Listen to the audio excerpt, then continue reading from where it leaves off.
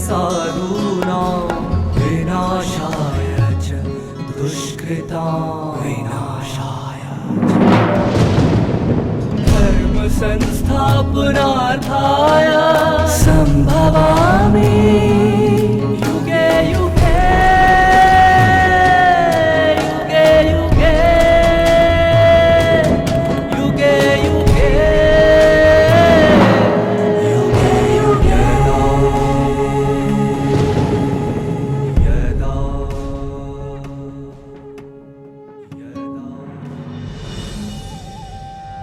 परमात्मा ज्ञान के सागर हैं और इस श्रेष्ठ ज्ञान के बीज द्वारा वे मानव जीवन रूपी वृक्ष में दैवी व सामाजिक मूल्यों रूपी फल फूल को अंकुरित करते हैं।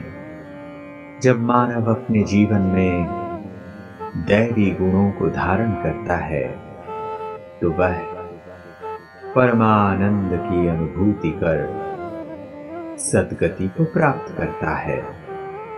श्रेष्ठ व सत्य ज्ञान के आधार पर परमात्मा मनुष्यों को शास्त्रों की अंधश्रद्धा एवं मान्यताओं के बंधन से मुक्त करते हैं। ओम शांति। मानव अपने सर्वतोमुख सर्वांगीण विकास चाहता है। ऐसे मानवीय मूल्य, दैवी मूल्य और सामाजिक मूल्यों से मानव जीवन को सजाने की प्रक्रिया में दिन रात लगे हुए हैं स्वयं परमात्मा, जो इस धरा पर अवतरित होकर हर मनुष्य आत्मा को अपने निजी स्वरूप को दर्शाने के लिए अति सुंदर, अति श्रेष्ठ, अति सरल और अति सहज ज्ञान, गीता ज्ञान प्रदान कर रहे हैं। उस गीता ज्ञान को जिसे परमात्मा ने 5000 साल पहले प्रदान किया था, कुछ सालों पहले, हजारों सालों पहले आचार्यों ने लिपिबद्ध किया, जो आज गीता शास्त्र से लोग मानते हैं। लेकिन उस गीता शास्त्र को समझने के लिए भी स्वयं परमात्मा के दिए जाने वाले ज्ञान को समझना पड़ रहा है। जब स्वयं परमात्मा इस धरा पर पुनः अवतरित होकर ज्ञान नहीं सुनाते, तब तक मनुष्यात्मा को गीता शास्त्र के अंदर छिपे हुए अनमोल ज्ञान मोती यथार्थ रूप से समझ में नहीं आते। अपनी ही कही हुई बातों को स्पष्ट करने के लिए स्वयं भगवान गीता ज्ञान दाता को इस धरा पर अवतरित होना पड़ा। खुद का भी परिचय उन्होंने स्पष्ट किया, मनुष्य आत्माओं को भी खुद से मिलाया और इस सृष्टि नाटक की गहराई भी समझाई। आत्मा के अपने संपत्ति जो है, उन संपत्तियों का भी स्पष्टीकरण दिया। इन सब बातों को सुनकर, समझकर, उससे प्राप्त हुए आनंद के परमानंद की अनुभूति को अनुभव करते हुए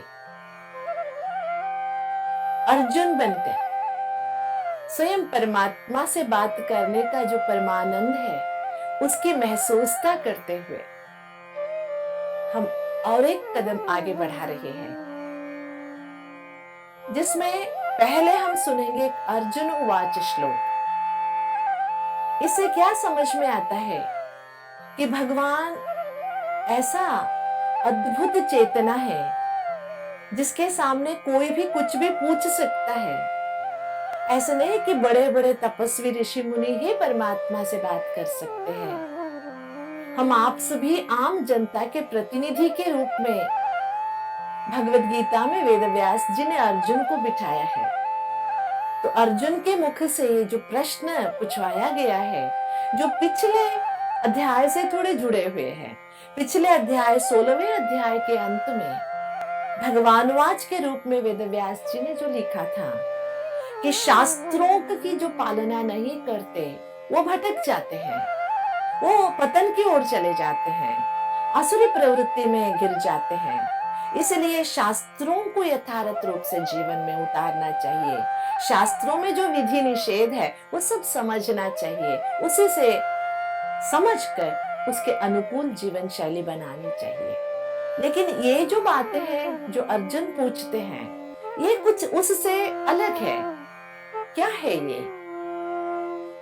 क्योंकि कई हम लोग आजकल जो दुनिया में देख रहे हैं, शास्त्रों को या तो आंख बंद करके मानने वाले हैं, कुछ लोग हैं जो शास्त्रों की उपेक्षा करने वाले हैं। हाँ, है तो है, हमें क्या मतलब, हमें तो ऐसे करना, ऐसे शास्त्रों की उपेक्षा करने वाले हैं। कुछ सच में ऐसे लोग हैं जो शास्त्रों के बारे में कुछ नहीं जानते, लेकिन अपने जीवन में निष्ठापूर्वक आगे बढ़ रहे हैं। और कुछ लोग शास्त्रों को एक आदत बना के चल रहे हैं। तो हम इन शास्त्रों को कैसे हमारे जीवन में लाए, या शास्त्रों की बातें, या ये अर्जुन के जो प्रश्न है, इसको हम यथार्थ रूप से समझकर उसी के भाव में बैठ के, अर्जुन के भाव में खुद बैठ के भगवान की बातें सुने।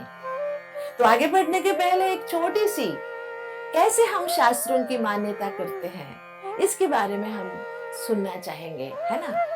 वो बात ये है कि एक काफिला जा रही थी, 100 ऊंट थे उसमें से, ऊंटों को संभालने वाले भी जा रहे थे, है ना। रास्ते चलते वो कहीं कहीं अपना डेरा भी डाल देते हैं। काफिला रुक रहा था। जब सभी ऊंटों को बांटने के लिए खूंटी लगाई गई, तभी एक खूंटी कम पड़ी, एक रस्सी भी नहीं थी, खूंटी भी नहीं थी। तो जो एक ऊंट बच गया, उसे कैसे बांधेंगे? हर रात बांधते हैं, आज कैसे बांधेंगे? वहां नजदीक में एक ढाबा था, वहां एक सरदार जी थे। ये लोग जो ऊंटों की काफिला लेके जा रहे थे, इन्होंने उनसे पूछा सरदार जी से, भाई साहब एक खूंटी मिलेगी क्या आपके पास? रस्सी भी अगर मिलेगी तो आज बहुत आपका सहयोग होगा, क्योंकि एक ऊंट को बांधना है, उसका हम पता नहीं कहाँ मिस हो गया है। तो उन्होंने कहा, सरदार जी ने, मेरे पास तो खूंटी भी नहीं है, रस्सी भी नहीं है, लेकिन मैं आपको ना एक सलाह दे सकता हूँ। क्या वो सलाह है? आप है ना, ऊंट के सामने जाइए और ऐसा ही कीजिए, आवाज कीजिए जैसे खूंटी लगाते हैं तो होता है, और ऐसे ही एक रस्सी, हाथ में रस्सी लिया हुआ ऐसा ही कीजिए जैसे बांधते हैं, ऐसा ही आप एक्ट कीजिए, नौटंकी एक तरह की। तो पहले तो ये ऊंट वालों ने माना नहीं, लेकिन बाद में उनको लगा करके तो देखते, क्योंकि कोई दूसरा रास्ता तो नहीं था। तो ठीक है, उन्होंने ऐसा ही किया। उस ऊंट के पास गए जिसको बांधा नहीं था, खूंटी लगाने जैसे एक्ट किया, आवाज किया, और रस्सी लेने जैसे एक्ट किया, और बांधने जैसा। खूंटी की आवाज सुनते ही, बांधने की ये सब एक्ट देखते ही, जो खड़ा हुआ ऊंट था वो बैठ गया आराम से। और जैसे ही सवेरा हुआ, सभी ऊंटें खोली गई जो बंधी हुई थी। ये ऊंट जो बांधा नहीं गया था इसे, फिर भी ये उठा ले। फिर सरदार जी ने कहा, अभी ऐसा एक्ट करो जैसे तुम खोल रहे हो। तो ऊंट संभालने वालों ने ऐसा ही एक्ट किया तो ऊंट पड़ा। ऊंटों को आदत हो गई थी ना हर रात को खूंटी लगाने की, बांधने की, वही प्रक्रिया से वो जुड़े हुए थे। बांधे ना बांधे, वो एक्ट ने उनको ऐसे ही कर दिया था। हम लोग भी सदियों से शास्त्रों की बातें सुनते आए हैं, है ना। जाने अनजाने हम उसी रास्ते चल रहे हैं। संस्कार जो बन गया है हमारा, अभी हम शास्त्र पढ़े नहीं है इस जन्म में, फिर भी शास्त्रों के जो संस्कार है ना अंदर, वो ही हमें आगे बढ़ाते जा रहा है। तो हम कैसे शास्त्रों को माने, या किस विधि से परमात्मा को अपनाए, जो कि हमारे अंदर की जो ये आसुरी गुण है, आसुरी वृत्ति है, अवगुण है, इनसे हम छुटकारा पाए। आदत से जो मजबूर हो गए हैं हम, ये दो तरह से हम समझ सकते। एक तो आसुरी आदत से भी मजबूर हो गए हैं, जिससे हमें छुटकारा पाना है। एक ये शास्त्रों की आदत से भी मजबूर हो गए हैं, जो हमें सही रास्ते पे चलने के लिए ताकत ही नहीं मिल रही है। हमारे अंदर की कुछ मान्यताएं, पुरानी मान्यताएं आगे चलने में बाधा बन रहे हैं। देख रहे हैं ना, चारों ओर श्रद्धा कहीं दिखाई नहीं दे रही है, केवल आचरण है, कर्मकांड नजर आ रहा है। अरे फलानी पूजा करनी है, सफेद तिल चाहिए, काले तिल से नहीं चलेगा। किसी की अंत्येष्टि करनी है, काले तिल के बिना चलेगा नहीं। ऐसी जो मान्यताएं, जो चला गया वो तो चला गया। काला तिल, सफेद तिल, कोई भी तिल हो, हम अपनी भावना के लिए कर रहे हैं। लेकिन इन झंझटों में जो हम फंसे हुए हैं, भगवान की तो याद ही नहीं आती है हमें। बस झंझटों में, विधियों में, जैसे आदतों के हम वशीभूत हो गए। इन चीजों से बाहर निकलकर कैसे आगे बढ़े, इसके लिए जो हमारे मन में इतने सारे प्रश्न है ना, इन सब प्रश्नों को लेके वेदव्यास जी ने अर्जुन से ये प्रश्न कहलवाया है। ये शास्त्र विधि मुत्सर्जम यजन्ते श्रद्धयान्वितः तेषां निष्ठा तु का कृष्ण सत्वं वाहोस् रजस्तमः। अर्जुन से ये कहलवाया है या पूछवाया है, जो ये शास्त्र विधि को जानता नहीं है, अगर वो अपनी अंतर की सच्ची श्रद्धा से, निष्ठा से भगवान की उपासना करे, प्रार्थना करे, क्या फल की प्राप्ति नहीं हो सकती है? क्या वो आसुरी संपदा से बाहर नहीं निकल सकता है? क्या वो अपने अंतर के शक्तियों का अनुभव नहीं कर सकता है? ये है अर्जुन का प्रश्न। क्योंकि आज की दुनिया में जो लोग हैं, जितने कंप्यूटर्स को या जो भी हमारे गैजेट्स है उनको जानते हैं, उतना कोई भी शास्त्र को नहीं जानते। कईयों को पता ही नहीं है गीता क्या चीज है, कईयों को पता ही नहीं है उसके अंदर क्या लिखा है। कई उनके पाठ भी कर रहे हैं लेकिन अर्थ को समझते नहीं है। बाहरी दुनिया में, अपनी गृहस्थी में इतने फंसे हुए हैं, तो क्या ऐसे लोग श्रद्धा से, निष्ठा से परमात्मा को याद करें तो चलेगा नहीं क्या? परमात्मा से प्राप्ति नहीं होगी क्या? यह है अर्जुन का प्रश्न। क्या आपके मन में भी ऐसा प्रश्न है? होगा जरूर। आज दुनिया में क्या हो गया है, हम भगवान से भी डरते नहीं है, लेकिन लोगों से डरते हैं, लोकमत से डरते हैं। लोग क्या कहेंगे, है ना? आज का बहुत बड़ा प्रश्न ये है, लोग क्या कहेंगे। आप देखेंगे, किसी ने बहुत खूब लिखा हुआ, कहीं से पढ़ा हुआ मुझे याद आता है,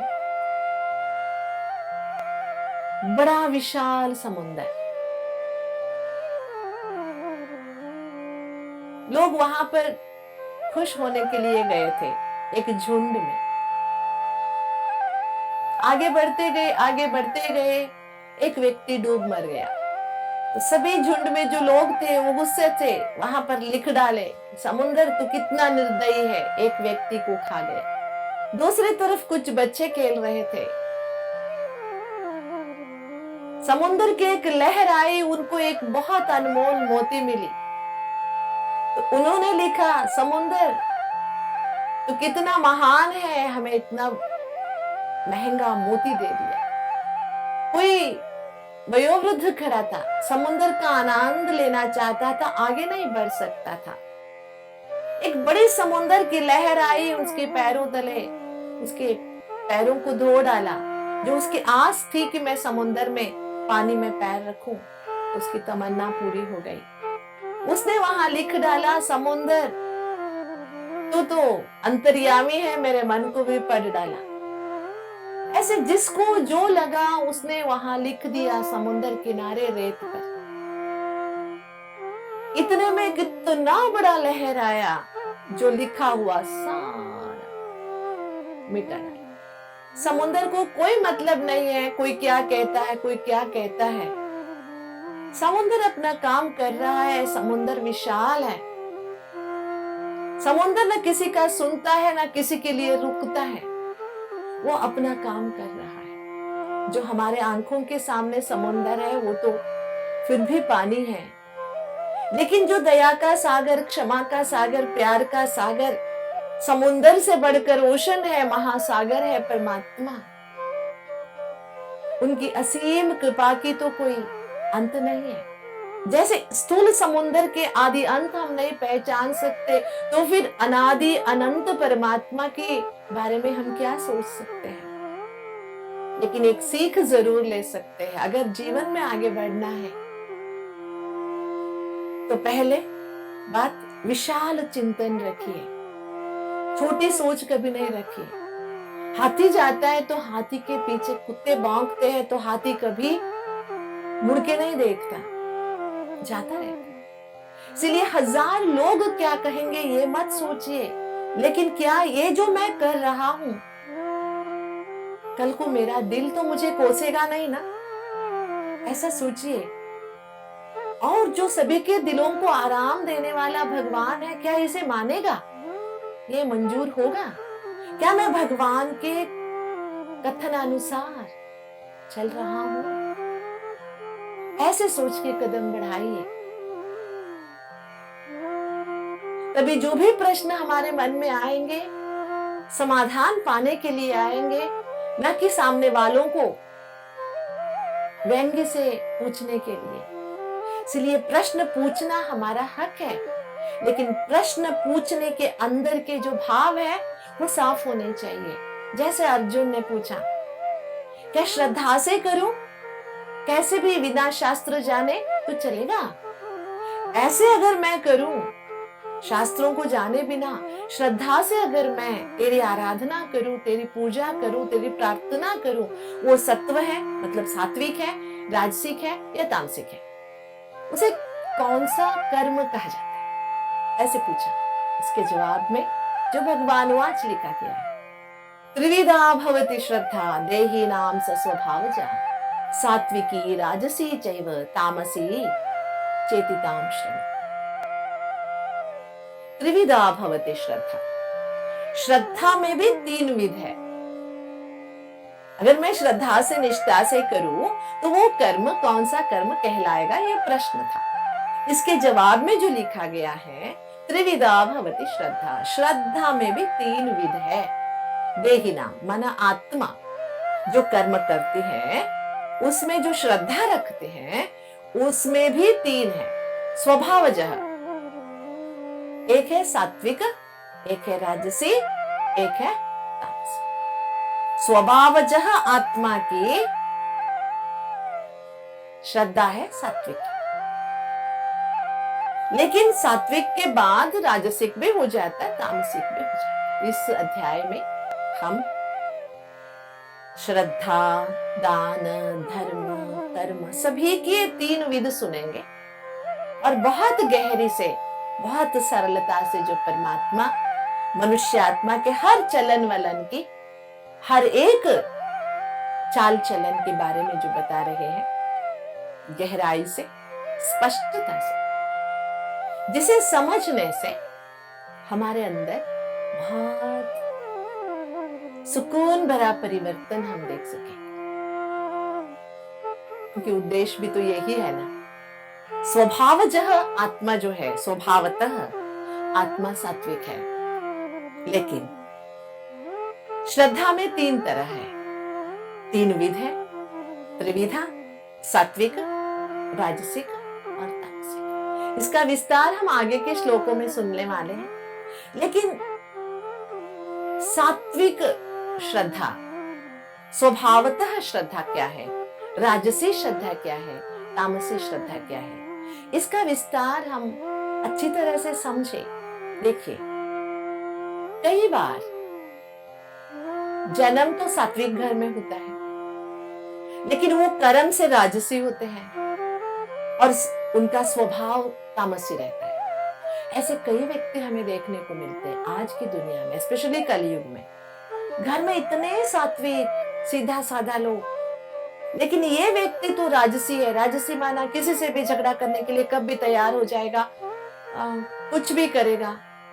ऐसे चलते चलते उसके अंदर तामसिकता भी बढ़ जाती। तीनों देखने को मिलेंगे, कईयों में दो देखने को मिलेंगे। आज की दुनिया में तो पूरी तरह से सात्विक व्यक्ति तो शायद ही मिल सकते हैं हमें। ये तुम सुनो, इसके बारे में सुनो, ताम सुनो, भगवान कहते हैं। मैं आगे इन सब की बातें समझाता हूं, तुम सुनो। पहले भी हमने ये याद किया है, भगवान एक बहुत बड़ा मनशास्त्रज्ञ है। साइकोलॉजिस्ट कहे, साइकियाट्रिस्ट कहे, साइकोथेरेपिस्ट कहे, काउंसलिंग कर रहे हैं परमात्मा। अरे आराम से सुनो, तुम्हारे प्रश्न का, तुम्हारे समस्या का मैं समाधान करूंगा, जवाब दूंगा। वैसे 3 तरह के लोग होते हैं, 3 तरह की श्रद्धा होती है। आत्मा स्वभावतः सात्विक है। ये बातें कितने प्यार से परमात्मा समझा रहे हैं। मैं हैरान होती हूँ इस बात से कि परमात्मा कैसे एक अजूबा है ना, ऐसे वंडर। क्योंकि वो कभी तामसिकता का अनुभव नहीं करता, न राजसिकता का अनुभव करता है, न शरीर में आता है, न शरीर लेता है, न शारीरिक संबंधों का अनुभव करता है। इतने सब होने के बावजूद इतनी स्पष्टता से, इतनी गहराई से, इतनी बारीकी से जो मानव शरीर में कलयुग अंत में होता नजर आ रहा है, इन सब बातों का ज्ञान रखता है। तो धन्य है प्रभु, सच में आप महासागर हैं ज्ञान के। आपके अंदर सब कुछ है जिसे पाने की लालसा हमने सदियों से रखा, जन्मों से तरसते आए, लेकिन आखिर अंत में आप आ ही गए। हमारी ये तरस, हमारी ये लालसा पूरी हो गई। हम जिसके लिए, दर्शन के लिए तरसते थे, वो स्वयं परमात्मा इस धरा पर अवतरित होकर हमारे अंदर के सारे परेशानियों को दूर करने का जो रास्ता बता रहे हैं। समझेंगे जरूर, लेकिन एक बार धन्यवाद जरूर करेंगे। अहो प्रभु, आप पिता बन के आए, माता जैसे प्यार किया, सतगुरु बन के, तारनहार बन के हमारी जिंदगी के नैया को पार लगाया। बहुत बहुत धन्यवाद आपका। ओम शांति।